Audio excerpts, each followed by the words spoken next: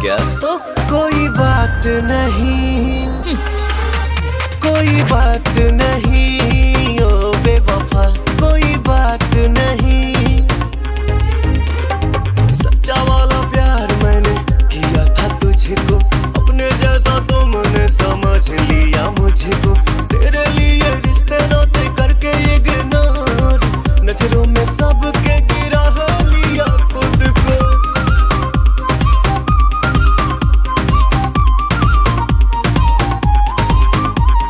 तुम जैसे लाखों दीवाने हैं, किस किस को मैं दिल ये दूं।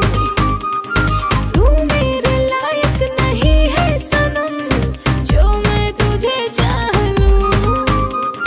मैं हूँ गरीब यही दोस्त है मेरा, और क्या बिगड़ा था वो जान में तेरा। था नसीब में तेरे मेरा साथ नहीं।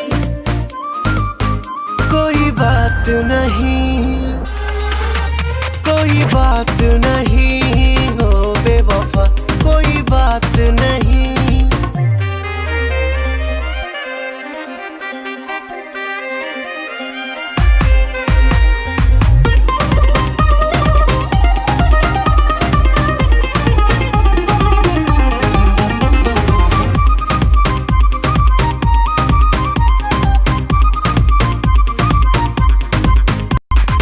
मेरी गली का भी आना ना, सपना समझ लो मुझे।